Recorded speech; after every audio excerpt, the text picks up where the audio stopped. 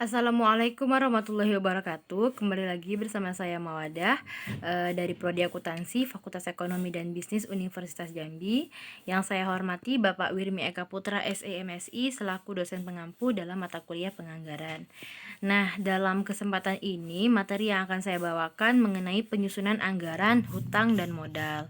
Sebelum kita mengetahui tentang lebih jauh mengenai penyusunan anggaran, hutang, dan modal ini, maka kita juga harus tahu apa yang dikatakan sebagai hutang dan apa yang dikatakan sebagai modal.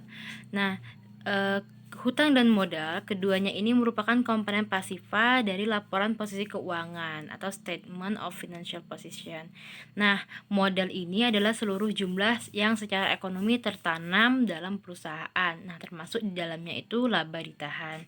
Jadi secara sederhananya, definisi modal ini kewajiban terhadap pemilik perusahaan, sedangkan hutang itu kebalikannya adalah kewajiban kepada pihak luar perusahaan.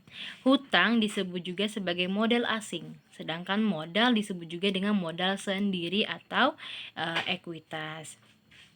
Jadi modal itu terdiri dari modal asing dan juga modal sendiri. Nah, modal asing itu hutang dan modal sendiri itu adalah ekuitas atau modal.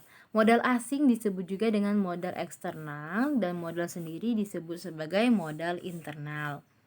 Nah, jenis-jenis hutang ini terbagi menjadi dua. Yang pertama ada jenis hutang jangka pendek atau liabilitas jangka pendek. Yang kedua ada jenis liabilitas jangka panjang. Nah, yang termasuk ke dalam liabilitas jangka pendek ini meliputi utang usaha, kemudian utang pajak, dan juga utang dividen.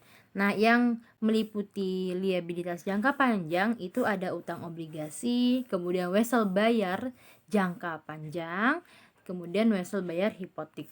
Nah, manfaat anggaran hutang dan modal ini sangat banyak teman-teman, tapi akan kami bahas segelintir dari manfaat anggaran hutang dan modal. Yang pertama itu demi kemajuan perusahaan bila hutang tersebut dapat dikelola dengan baik. Nah, jadi eh, eh, perusahaan akan mengalami peningkatan apabila kita bisa menganggarkan hutang ini dengan baik.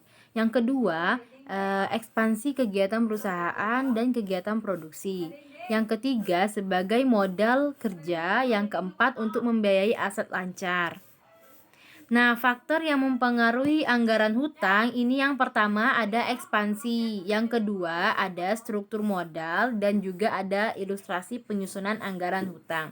Nah, jadi apabila kita mengilustrasikan atau menganggarkan hutang itu dengan baik, maka itu akan berpengaruh pada penagihan hutang.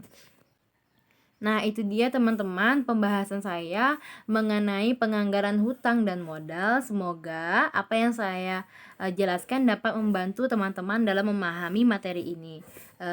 Sekian dari saya akhiri. Wassalamualaikum warahmatullahi wabarakatuh.